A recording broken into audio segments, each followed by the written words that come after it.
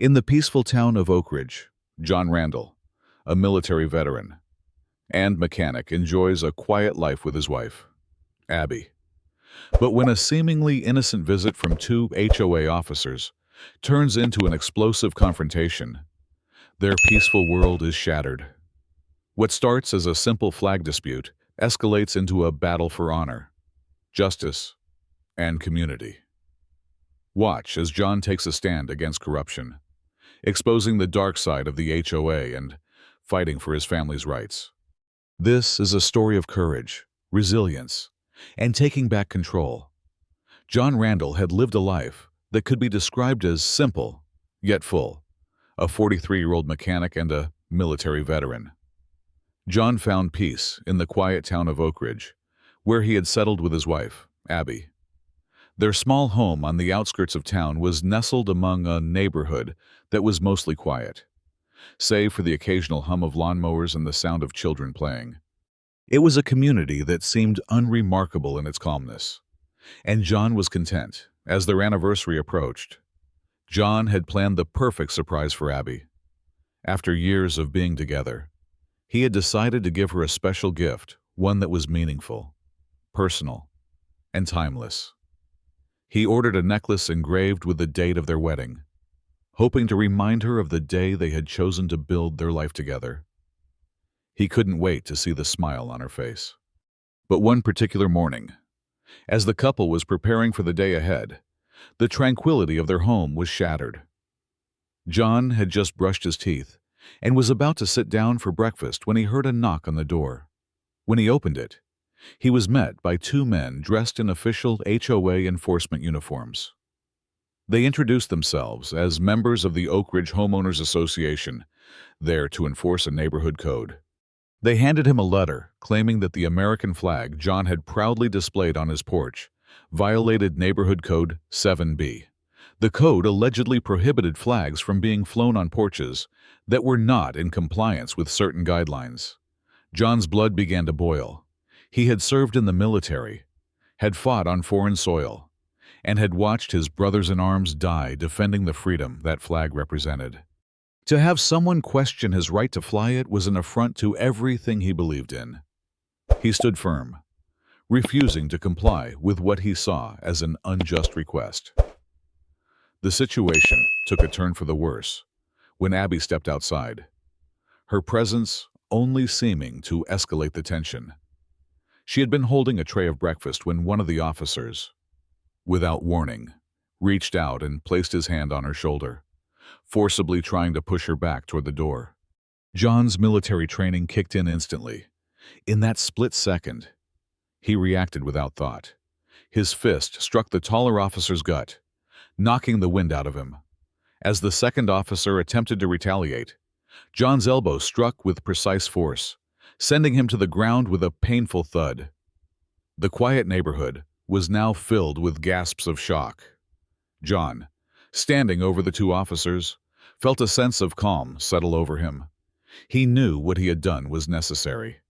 He wasn't a violent man by nature, but in that moment, he had done what any protector would do. He had defended his family.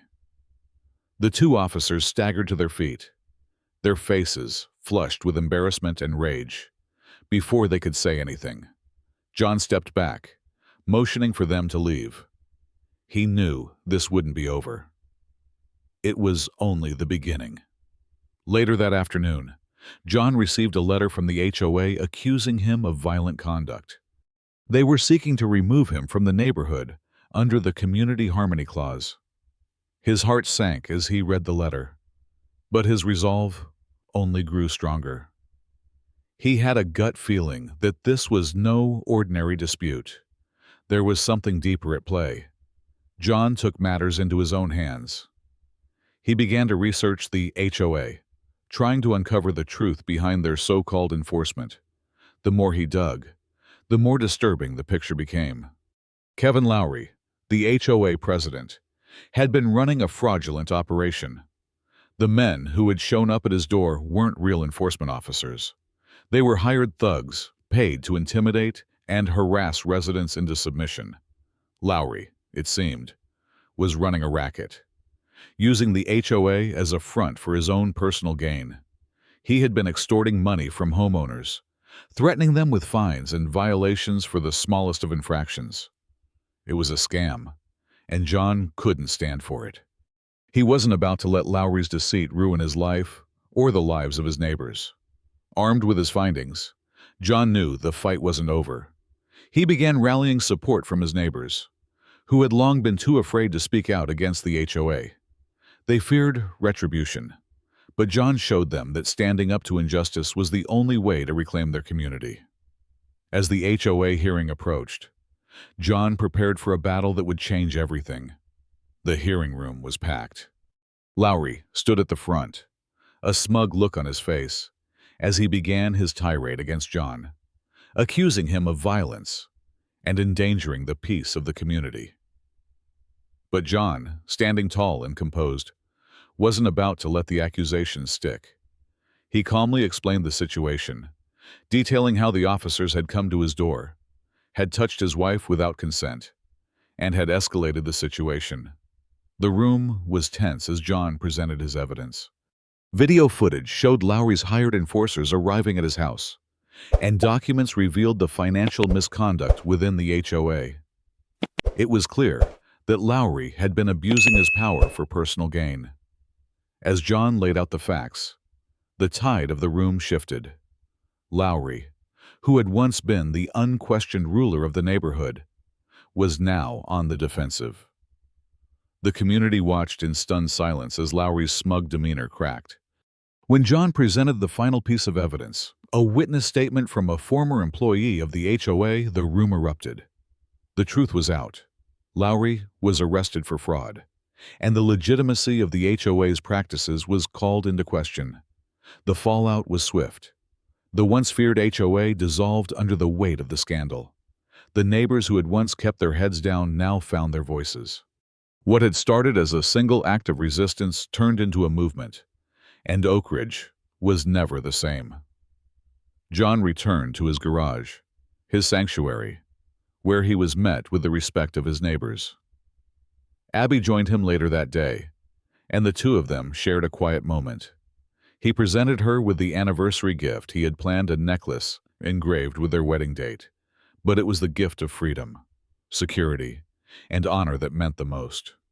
John had stood up not just for his rights, but for the entire community.